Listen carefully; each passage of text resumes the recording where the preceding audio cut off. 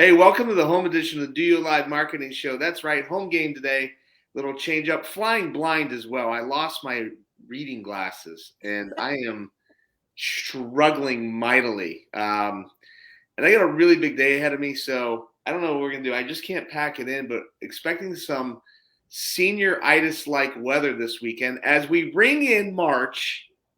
That's right, ring in March with the Irish Woman of the Year. 2022. We are ringing in, let's just call it St. Patrick's Day month, celebrating the Irish Americans and all the things that they've contributed to our country, honoring them.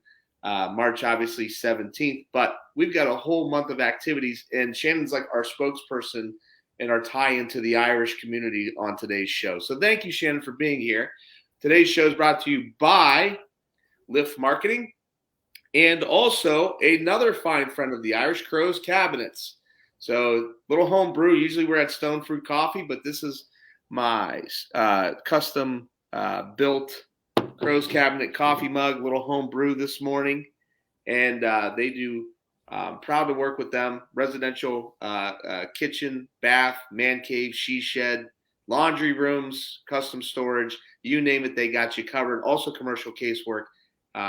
And do a fantastic job. Locally owned, locally operated, and very Irish. Actually, I just signed them up to march in the St. Patty's Day Parade. Actually, I can't say that to Irish people. St. Patrick's Day Parade in Boardman coming up March 13th, which is my wife's birthday.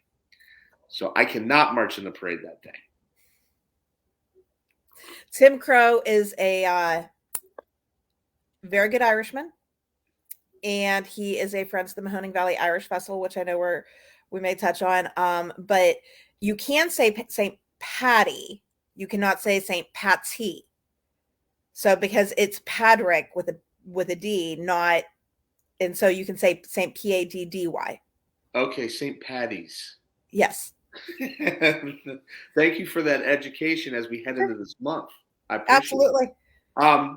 So Shannon, thank you for being here today. Shannon's headed up the Austintown Farmers Market for a while. We've got to talk about the Irish Festival that you're bringing to Youngstown, the Youngstown region in July, which is super exciting. We lived in Columbus in Ohio for 7 years, and the Irish Festival in Dublin, Ohio, a rather large festival, was always in the summertime. So it's really cool to see that you're bringing that here. Want to hear more about that. And then also congratulations on your nomination or your being recognized as the Irish Woman of the Year. That's fantastic. Thank you very much. I'm truly humbled and honored. So what hill are you from, right? Isn't that like so in Italy, my heritage, my family says, what part of Italy are you from? What region? And we boil it down to the town. But in Ireland, it's what hill are you from, right? I've never heard that, but I don't know that is not true. Okay, so then I just made that up. Well, no, you know what? I'm constantly learning things about my Irish heritage and the way that things work. And, like I was just talking in some groups with some people asking about kilts and the tartans and things like that.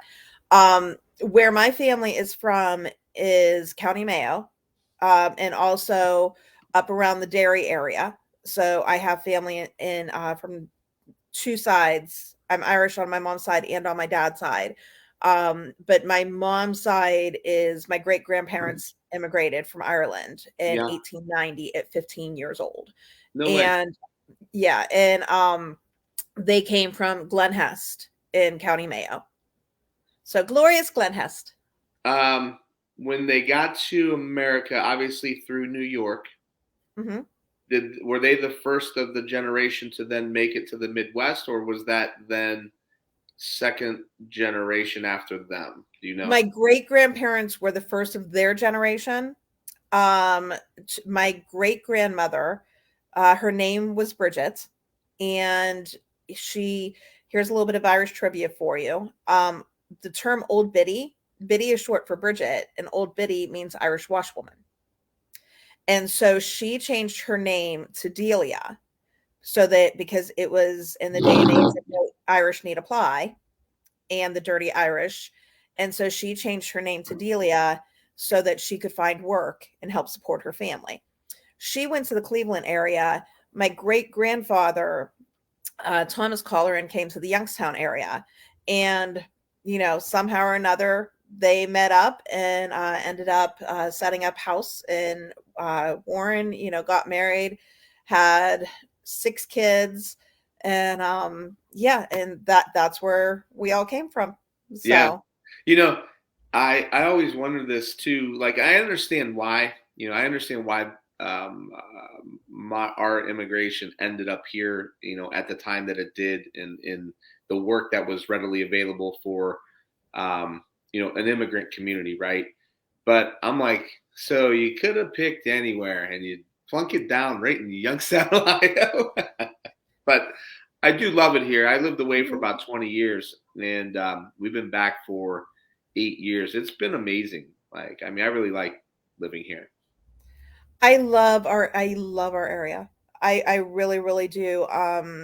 There's there are times there are challenges with the Sure. weather, you know, but I really think our summers here are the best. It's I so, love how lush things are and yeah, green it's and so beautiful. green here. Like, Yeah. it's so alive and it's so green here. Like, you just, yeah. Yeah. So and that's not to kind of segue, but that's one of the things. Our farmers market right now, we're having monthly markets that are indoors, but our season runs from June through August. Okay. And I'm always known as the girl who's barefoot walking around with a camera because I just in knock wood, I've never been stepped on a bee or been stung by a bee. And I think that's because what part of we have yoga there, and I'll always go up to the hill and take pictures of yoga. And on my way there or on my way back, I'm always mesmerized by the bumblebees and the clover. And I stop and take pictures of them and I talk to the bees because, that's kind of the dork I am. And I probably have 500 pictures of like little tiny bees and clover. But that's one of the things is just being able to walk outside, being able to be barefoot, being able to have that lush green grass under your feet and have that nice cool breeze and hear the leaves rustling in the trees. I love living here. Yeah. It is a good segue though, because I was going to ask you, like, so, um, how long has the Austintown Farmers Market existed? This is our 9th year. So we Right. started in 2014. So So I know if you you brought a new concept to the area, right? I think, like, maybe. yeah, I mean, like, I don't see, um so when we lived in Columbus, when we lived in New York City, it was very commonplace to have a city center where produce was brought to Hmm. the outdoor market, right? We Hmm. had the North Market in Columbus, multiple places in New York City. Union Square Park was probably the largest. And in Youngstown, our farms are really accessible. So you've Hmm. got there's no shortage of a farm that becomes the produce mechanism in growing season. Hmm. And so because of that accessibility, you really haven't seen the farmers markets like you do in other cities. But you introduced a concept that was in a Columbus, that was in a New York City. So how have people gravitated towards that? What was it like early on? Tell me about the farmers market. Okay. Well, I have to tell you first and foremost, I completely stole the idea from others. So Howland and Warren were farmers markets were around before we were, and they have been great older siblings. I want to say, Right. they've been great examples. They've been great mentors. They have been great advocates for us and great collaborators. Um, my sister, I just have to tell you the story of how it started. I was teaching yoga. I'm a yoga instructor as well. Okay. But I was teaching yoga at Lake Milton, was having a farmer's market, and my son was playing football at the time at St. Christine's. And it was on Saturday mornings. And I said, well, yoga in Lake Milton to football at St. Christine's. I got to go see my son play football. And we had a lot of people coming to yoga. It was a very successful class, but I said, you know what? I got to be a mom first. And so my sister said, well, the yogis don't come anymore. and they kind of spent a lot of money. So could you please come back? Because she was a vendor at the market. Yeah. And I said, no, I won't come back. I got to be a mom first, but I also teach yoga Monday nights at Austintown Township Park. It would be a great venue. We don't have anything like that in, the Austintown, Canfield, Cornersburg, area. So let's see if we could do a farmer's market. I asked our park supervisor, Todd Schaefer, who's been extremely supportive and a great friend to our market. And he said his answer was just bring people to my park, just show them the park. And so our first market, we started with about 5 vendors. It was very much a learning experience. I knew absolutely nothing about what I was doing and kind of learned as I went. And we have several of the same vendors still with us. And, they've all just been amazing and very gracious and patient and kind with me. And I love them very much.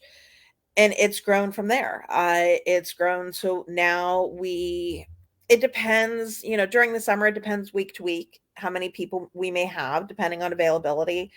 But we can have up to 30 vendors during the Wow. summertime. And we have free kids crafts. Library comes out and does visits. We have different organizations that come out and do different things. We have free Has yoga. Go ahead. the sense of community and the growth and the attraction, in addition to the food that is at the market? Oh God, yes, yes, 100%. We've done surveys of our patrons and asked them what they like about the market. And one thing that always stuck with me is we've had people say it's our date night. It's our time that we can get out and, we go to the market together and we walk around and they see the vendors, and the vendors become friends. Everyone becomes friends and it becomes a community. But you'll see people bringing their dogs out. There's a wonderful dog park out at Austintown Park too. But you'll see people bringing their dogs out. People are bringing their kids out. Dads and kids are playing tag on the green. We have the Laughing Ladybug comes out and does face painting and balloon animals for donations that all go to cancer charities. And they'll make balloon swords for the kids, and the Yeah. kids are having sword fights, and nobody's on a screen. I mean, and technology is an amazing thing. I mean, just look at us right now. Right. Like the screens are a part of our daily life. But kids are in the grass playing. I mean, and it's absolutely beautiful. And it truly has been. I've met some of my best friends through the market. I have had some of the best collaborations, and I know it's been the same way with a lot of our vendors and our patrons. It's really, really become a community. And what the biggest thing about that was, like I said, for the first several years, I had no idea what I was doing. And so my confidence level was not great. Yeah. And I was very much like, well, the committee will review and, well, we think, and I have help. I have a helper who comes and helps me at the market, and I have people I can bounce ideas off of and things like that. For the most part, though, the market's all me. And I didn't want to own that. I didn't want to own the responsibility. I didn't want to own the praise. People come out to the market, they'll say, who's in charge? I'm like, oh, I don't know. It's that lady over there. Go talk to her. And but once I started to say, hey guys, it's just me. If you could be a little bit patient with me, if we could work together, if we could, it grew. I mean, like stupid fast. Like it just kind of took off, and people really started to, we talked to each other. And I didn't, and I just started to say, like, I sent an email out. We're having our next market is going to be March 11th. It's a Friday night market from 5 to 8, and it's inside Stacy Pavilion of Austintown Township Park. But the picture that I sent was a picture of the ice on the branches of our tree outside, and of my puppy, who I have an 8-month-old golden retriever shelter dog. So she was deemed not to be show worthy. So she was surrendered to a shelter, and I was blessed to adopt her. But she was staring up at the birds in the trees at the bird feeder.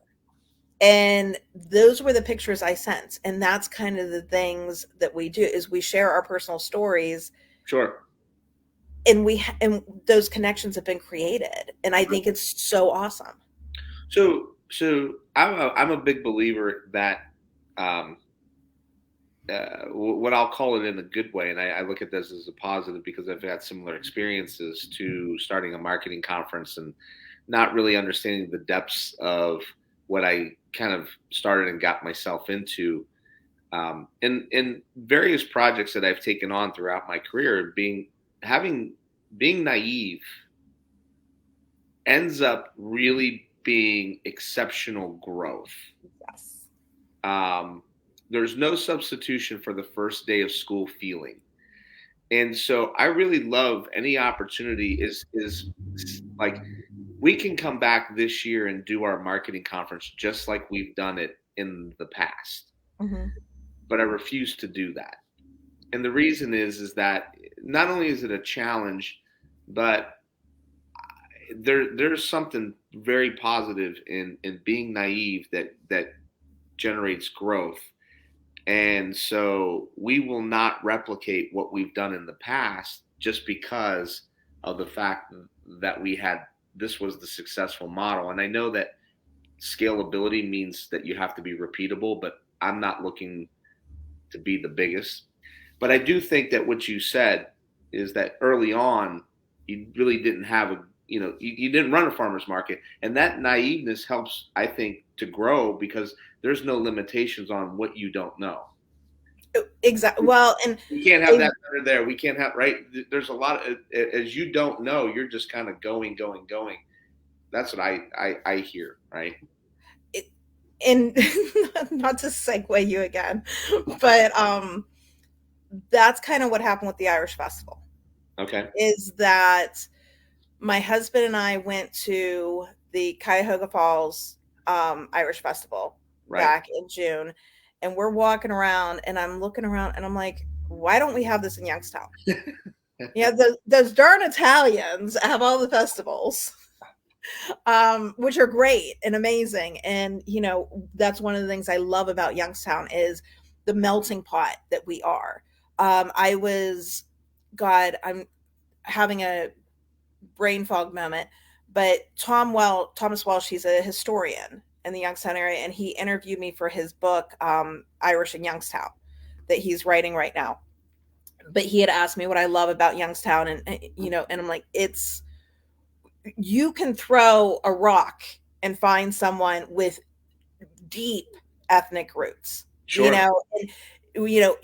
With a different ethnicity of yours, and we all learn from each other, and we all have that melting pot, and I love that. But we were at the Cuyahoga Falls Irish Festival, and I said, I run a farmer's market every week. I can do this. My husband says, I don't know, honey, it's a lot of work. And I go, oh, no. I got this. Well, then we met with the organizers of the Cuyahoga Falls Irish Festival. It's called the Riverfront Irish Festival. And went through everything, and they said, okay, these are all the things you need to know. And I said, okay. And I went to bed that night, and I was scared. And I was like, I don't think I can do this. Yeah. And I woke up the next morning, and I said, and that's exactly why you have to. Yeah. So yeah. No, that's a great story for anybody that's out there. Is like, I think that any time that, like I've gone to bed laying on the pillow and like, man, it's going to be a lot of work. It's going to be a pain in the butt. It's a little bit scary, but boy, is that going to be fun when it's like gratifying as hell. And, that's kind of how the conference started. I had moved back. I had this idea. I had attended conferences in other cities. Finally, I was in Rochester, Minnesota at the Mayo Clinic Social Media Healthcare Summit, sitting in the basement of a hotel for 2 days, speaking at a conference. And if you've ever been to Rochester, Minnesota, it's really hard to get to. Like, there's nothing in between. You got to fly in. And there was like 200-300 people from across the country there. Mm-hmm. So I just said, like, man, like, if they could pull that off in the basement of a hotel in Rochester, Minnesota, like we should be able to do this in Youngstown, Ohio.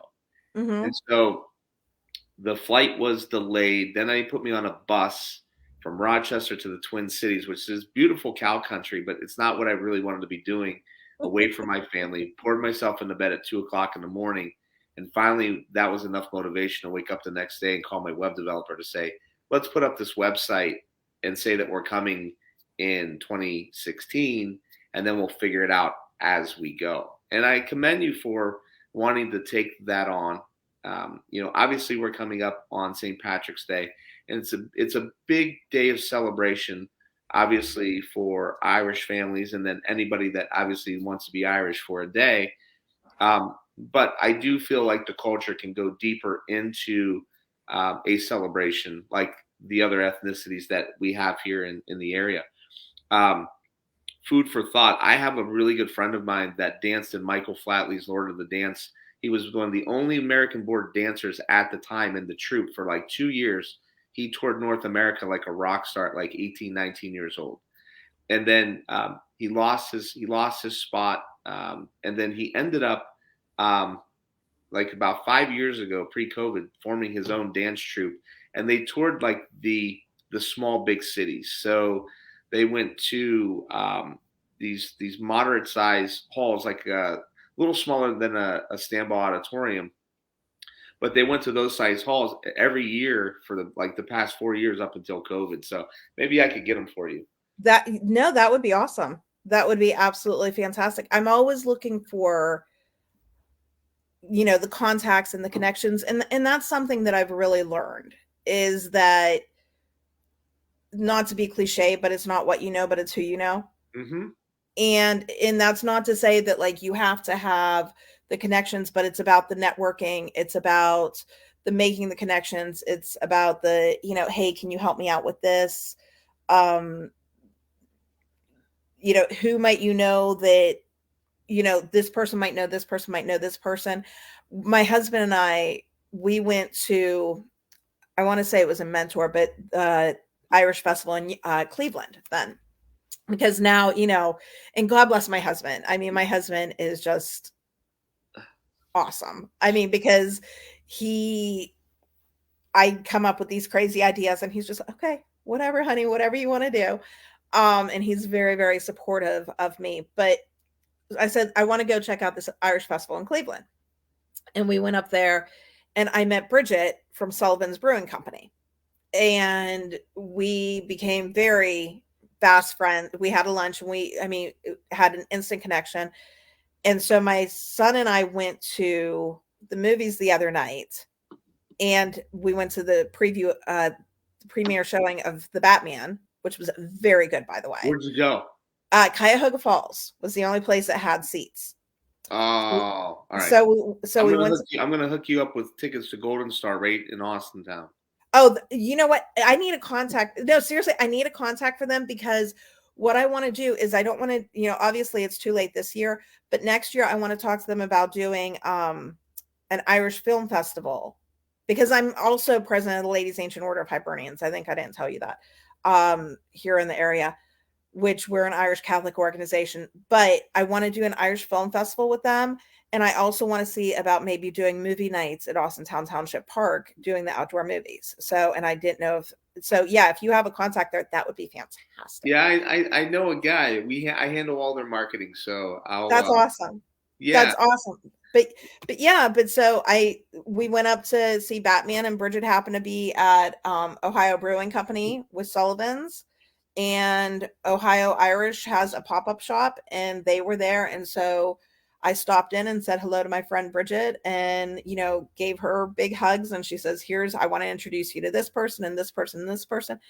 And it's all about the connections, like you said, with, Gold Star Cinema, which, by the way, they're fantastic. I absolutely love that movie theater, and like what they have been able to do, and what they're creating for our area is awesome. Yeah, I mean, it is, and that's just basically been it, trying to get the word out, just like with the farmers market or the Irish festival this summer, getting the word out and letting people know That place exists with leather recliners and a premium concessions, and you could get a drink and go sit and watch a movie, and you see that in other big cities, and now we've got this luxury here, which is awesome. How do so the farmers market will go. Hold on one second. I thought I had my phone on do not disturb. Um, anyway, how do you go about finding people to basically to sponsor? Is like their sponsorship available for the Irish Fest? Oh yes, absolutely encouraged. How are you Any going about? How are you going about procuring those? Well, right now, honestly, I've had a lot of strong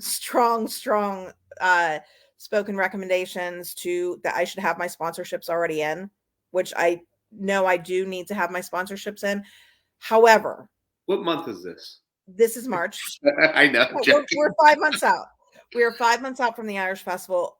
However, I did not want to hit up our Irish community, especially, and take away from the Ancient Order of Hibernians annual luncheon and their program book, which has which has ads available, and that's their biggest fundraiser of the year, and to take away from the St. Patrick's Day parade. So I could get behind that, but here's what I would recommend that you look at, and so I kind of give away the keys to the kingdom here, but one of the things that others have followed suit. One of the things that we did early on with the conference, so we had our traditional sponsors in our first year because we started, and we actually got the first website up around in December or January, and then actually started adding content to it. And I want to say around now, and we landed on probably our first sponsors, and our conference was in August. So we're around that time frame. But in year 2, what we did is we announced year-long sponsorships. Oh wow, yeah. So therefore, it's not just a one-time event, and you're bringing value to those people if you're willing to include them in some sort of marketing aspect throughout the course of the year when you're promoting the Irish Festival, right? Yeah. And then the other thing that we're doing now, so we used to open those up for a month after the conference. Okay. And we would take like 5, and we would have this procurement process, and there was always kind of like this hustle to like, hey, we're going to get 5 sponsors. And then I just decided, with the way that COVID's impacted the world, I was like, if we're going to do this annually, why limit ourselves to this procurement period? So like right now, if I were to sign a sponsor up for DOYO Live and it's for a year, they're going to have sponsorship from basically today until March 3rd, 2023. Yeah. And when that's coming up on its expiration date, so that'll carry them through the conference, and then they'll carry them through like activities like we do with our podcast or things like that. Now you control the Austintown Farmers Market as well. Correct. So that's the other thing that I would tell you is that I don't know what the sponsorship looks like. I might be speaking out of turn here, but one of the things that you can do is I love the fact that you're like, hey, look, I'm sensitive to this is March and I don't want to step on toes, and do not put yourself in some sort of crazy bind. Is that you can get sponsorship obviously for the Irish Festival, and figure out a way to combine that into the Austintown Farmers Market to give additional value to the market as well. Okay. You know what I mean? That's a good idea. Yeah. Well, and I do have to tell you, my first sponsor to come on board, Tim Crow, with Crow's Cabinets. That's great. Because he's awesome. So and that's super exciting too. Like I've worked with Tim and handled their marketing now for the past 3 years. So I'm really excited that, after we get through, we'll be marching in the parade. We've got some various sponsorships, but once we get through this month, then we can sit back down and get creative with, some ideas of what we can do with them as well. Because I think that, we're gonna do an overrated underrated segment, little bit later on Mhm. in our conversation, that it will incorporate food. But I do think that Irish food is somewhat underrated in the grand Oh, scheme of yeah. things. And Yeah. so we combine crows with cooking in their kitchens and food. Um, uh, so that was, I'm sorry, I took us Well, down it's a okay. rabbit hole, and but I get really excited to help and give some advice to people that are out there, and do what they can do to be successful. I think anything in this area, when people are really working hard to try to bring positive vibes to the area, is a good thing. Now, Thank you. you're a yoga instructor. How'd you get into yoga? Oh gosh.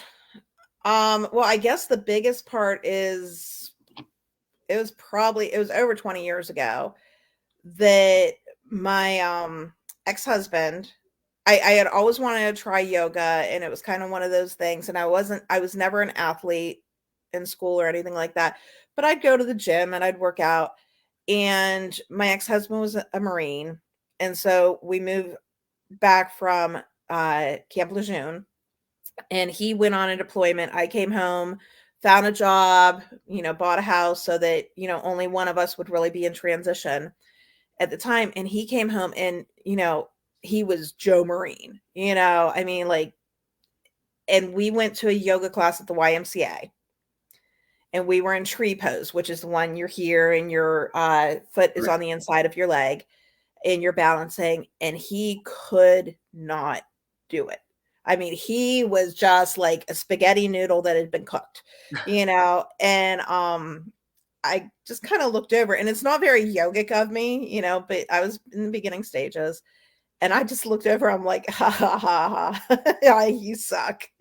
Um Obviously exes are exes for a reason, so there was a little bit of an adversarial relationship there. Mhm. But in any event, and so I kind of started there, and then when I was pregnant with our son Brian, I had asked for yoga tapes. So this is how long ago it was. So I was given some beginner yoga tapes for Christmas that year, Yeah. and I truly felt like yoga helped me get me through my pregnancy. And then I became a fitness instructor, and I taught all kinds of different classes at the YMCA and different places. And I just continued on through my yoga journey. I studied at Cleveland Yoga up in Beechwood, and I studied with Maureen Lauragata at the Yoga Room in Niles.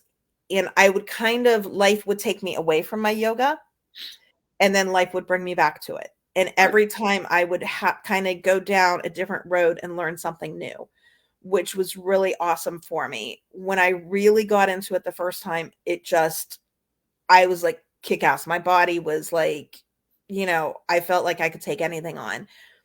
And then the second time, it kind of changed my worldview, and it changed the way I saw things outside of myself. And then it really started to change me and change my heart and my soul in a good way.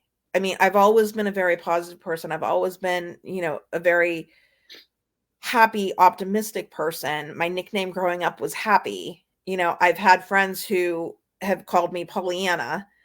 Um, but it really helped me kind of dig deeper into myself and become a better person.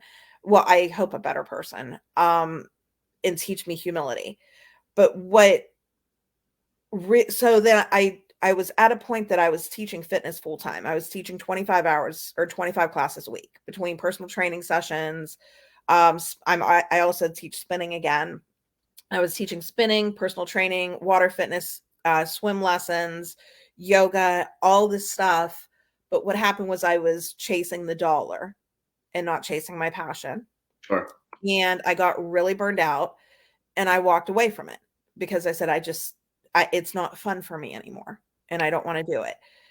And then, so I was teaching chair yoga at the time, and I was, doing different things. and then COVID hit.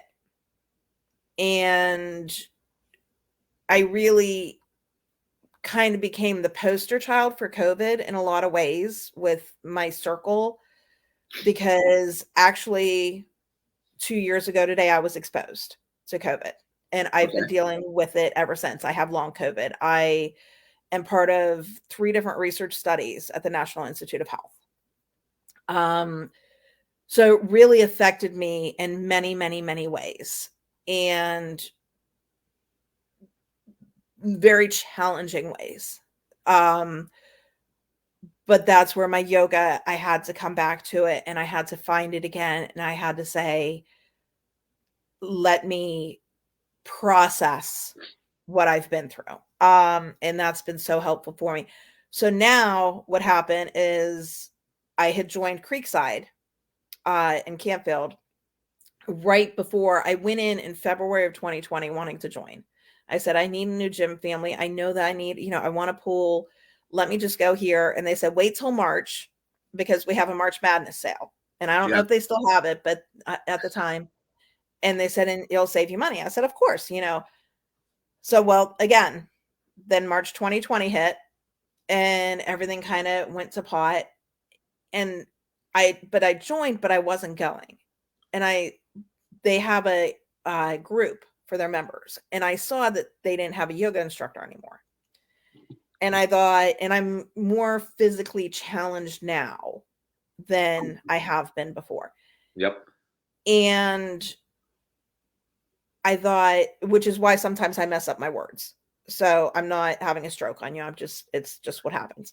But so I said, well, let me ask. I said, I bet I could go in and I can just talk, and I can teach, and it's fine. And that's what I've started doing. And so then they had an opening for a spinning instructor.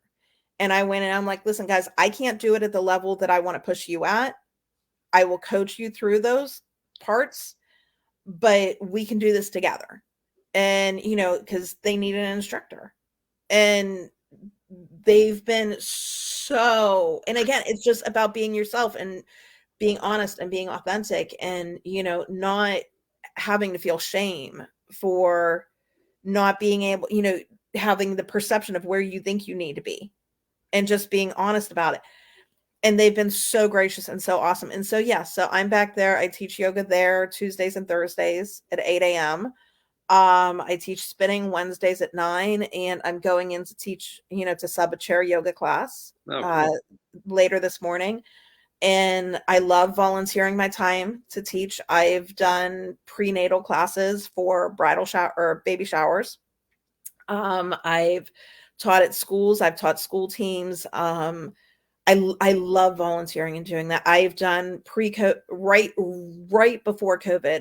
My cousin was fighting breast cancer, which she's, won that fight, thank God. But so we did some fundraisers for her that I did, like, rage yoga, and we did like margaritas and yoga, yoga margarita brunch and things like that. And I volunteered my time with that. On Monday, I'm teaching the Youngstown City School food service department, chair yoga and stress management techniques and breathing pranayama. So yeah, I'm really very passionate about it. Yeah, and we have my soon-to-be 11-year-old son Teo to blame for all of the COVID lockdown. Oh, is that so? Yeah, so at his 9th birthday, he pulled a Kevin McAllister from Home Alone. He blows out his candles and says, "I don't want school for 2 years." And he got it. It was like his birthday's March 14th. The stay-at-home order came March 15th. Yeah. Oh my gosh. Yeah. You know what? I don't even know what to say. That is like a Disney movie in the making. In two more weeks here, he better wish for like $1 million to just show up on the doorstep. You know what? I think that's a great idea. I think that is like, wow. Yeah. Well, don't put that on him though. No, I'm not going to put that. We only put COVID on him in the entire world pandemic. Otherwise, we don't put much else on him. Yeah, So, congratulations on being the Irish Woman of the Year. You're going to be Thank you. honored at a luncheon, or what does that entail? What's the society? So, okay, so the Ancient Order of Hibernians and the Ladies Ancient Order of Hibernians, and again, I'm president locally of the Ladies Ancient Order of Hibernians.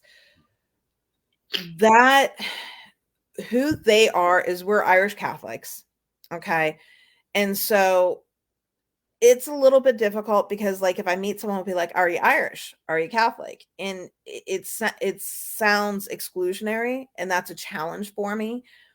Anything that we do, and I hate to always say, like, again, pre-COVID, but pre-COVID, we had a night of Irish music at the hall, and it was awesome. It was amazing. And anyone is welcome to anything that we do except for the meetings. You have to be a member to come to the meetings. And to be a member, you have to be Irish and Catholic. But what they're going to do is we'll be in the parade. So Awesome. previously, we always had like a separate car for the president and a separate car for the Irish Woman of the Year. And I'm like, I don't want to do that. I want to be with the people I want to be with. Like, I don't want to be by myself. Like, what's the point of there's no like crake is the Irish term for fun. Like, where's the crake in that? I mean, like, let's have fun. We've been too long without it. And so Right. we actually are having a party bus. That's So awesome. for the parade. So yeah, so come see us, or I'll come see you because I'm sure I'll be like, depending on the weather, uh, meandering around. But so we'll have the party bus and we'll be in the parade in that. And then will you be at the magic tree afterwards? So, no, Oh, you unfortunately, said you won't be in the parade. That's right. I would love to. It's my wife's birthday, and I Mm, don't know that Under, she wants to spend her birthday marching in the parade. understandable. That is So understandable. we'll So, see if we can make it to the Magic Tree, which is going to but have a really good party in the parking lot, locally owned. John Ruby's a great guy. Get over there and yeah. support, their business. Yeah, I mean, just yeah. Well, we will be doing so yeah, so we'll be in the parade and then we'll be at the magic tree afterwards hanging out, I'm sure. But then on March 17th at 10:30 a.m. there will be a mass at St. Patrick's Church Cathedral in Youngstown on the south side there, which is a love Yeah. that church. It's so beautiful. That our chaplain, Father Kevin Peters, will be having mass. And so we'll have mass. And after the mass, we will be having a luncheon where, I'll be honored. Uh, and I'm honestly a humble, like, I don't know. Do humble people say they're humble? But I think I'm a humble person. But we'll have a luncheon afterwards and that's where we have the program book where people can send congratulations through the program book if they're not able to come to the luncheon. But I will tell you what, it is the best corned beef I've ever had, with the exception of my sister Hibernian, Missy Callie. She makes a little bit better corned beef than Jeff Crystal does, but Jeff Crystal makes the food. He puts on a fabulous spread, and it is corned Bold, beef and bold potatoes. statements from our guest Shannon Lehn today. Austintown Farmers Market. They're indoors. They're going to be outdoors starting when? Oh, we will be outdoors starting June 8th. June 8th, and great event to get over to that. She's planning to the inaugural Irish Festival this summer in Youngstown, Ohio, over my birthday weekend. That's my birthday weekend. Oh, well then I'll buy you a birthday drink. There we go. And getting ready to celebrate St. Patrick's Day. And then, you know what? Dumb luck, right? Luck of the Irish. We were going to have you on a couple weeks ago during Super Bowl weekend. Mm-hmm. Actually, it made more sense to have you on now because of everything that Yeah. you've got going on. And so the segue that we're going to make is into overrated, underrated, properly rated. Okay. All right? Can I tell you something first though? Go ahead. I love that you used Luck of the Irish the right way. Oh, That it is a Murphy's Law kind of thing. yeah. And not because the way that it came about was, well, it must be the luck of the Irish because surely you couldn't have been successful because you're smart. and it was a backhanded compliment. And so I love that you used it the right way. But yeah, no, I think it's all good. That's good. All right, here we go.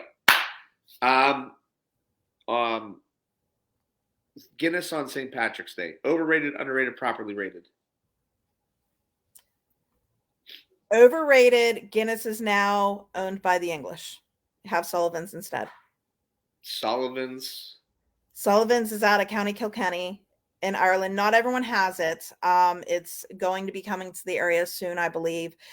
A properly poured Guinness, yes. Green, but I No still drink green it. I beer. still For drink anybody it. that's out there on St. Patrick's Day, you amateurs, do not drink green beer. Have what I call a redheaded Tully, which is Tullamore and ginger ale. Okay. I say, so I'm very superstitious with Guinness and corned beef on St. Patrick's Day. Now, that's not to say that I wouldn't have another Irish stout, but I think that Guinness is properly rated. I think that rating fell just a bit with the ownership and Bev and all that stuff that went on. But I do like to imbibe in that. I will, so for sure. All right, so that's what's around. We're gonna go Irish food here, and we'll stick to the St. Patrick's Day theme. Whether you're a corned beef sandwich or a Reuben sandwich type of person, overrated, underrated, properly rated. Properly rated.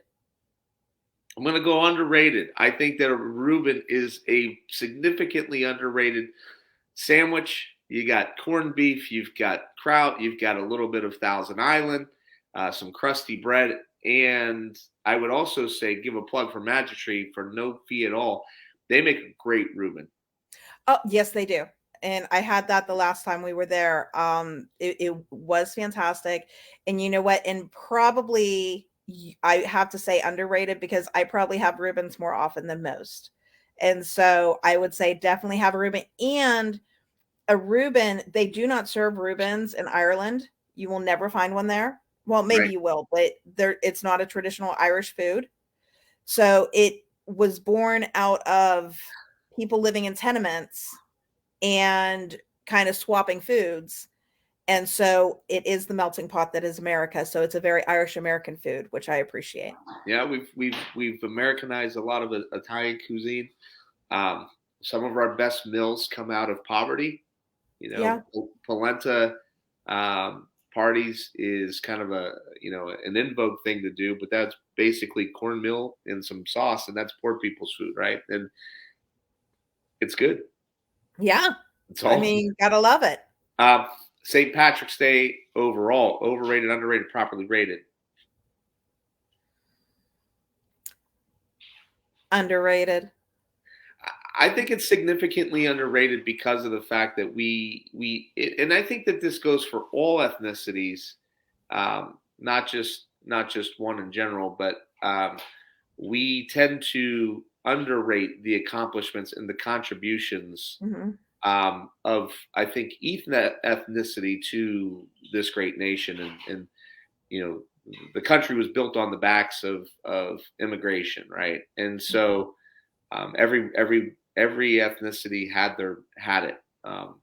Fortunately for you, and I don't want to go too far deep and bring you down into my mess, but nobody's coming to cancel your holiday. Although there's probably people that get some angst about it. But Columbus Day is under extreme attack, so I digress. Right, but by the same token, the biggest celebration people generally have for Columbus Day is a coat sale. So what we need to do is, and St. Patrick was of Roman descent, right? So there's a lot of questions about it, but yeah, and St. Patrick's Day is not celebrated in Ireland the way it is in the United States. Right. It's become very Americanized, and yeah, I mean, I like to look at it. I did a lot with my ancestry. And one thing that I found was my great-great-grandfather.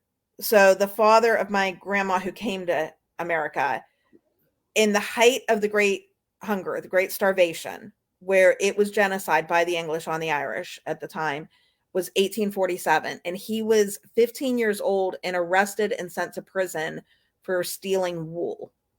And his arrest record said he was dirty, illiterate, scrawny, and I just think about it, and I think about the hardships that our ancestors went through, and the strength that they must have had, and that strength is in me, and that helps me get through whatever I need to get through. Yeah, and that's hey, look, like unfortunately, I think the stereotype on St. Patrick's Day is a big drunken mess, and it is a part of the celebration, but it's obviously, I think that part of it's way overrated. I think that so many people get together and they celebrate and they go to mass and they're engaged with their heritage and their families, and there's all these traditions that come along with it. Shannon, I just want to thank you for being on the Do You Live Marketing Show today. It's been a real Thank you. pleasure. Hopefully, we'll get to meet, and I'm sure we will here sometime soon, knowing that you're putting on the Irish Festival this summer, and you've got some mutual friends of ours engaged with you with that. So we're excited about that. Best of luck to you in your endeavors on that as well. And then also we'll have to get out to the Austintown farmers market here once the weather gets going and breaks for us. Look forward to supporting you on that. So thank you for being here today. I truly look forward to seeing you in person, Dennis, and thank you so much for your time and for just everything. You're awesome. Thank you for all you do for our valley. Oh, thank you very much. I appreciate it. So, hey, everybody, listen up. We are wrapping up the show for today. I have no idea who is on next week. So anyway, I'm sure we've got another amazing guest, and get to doyoulive.com.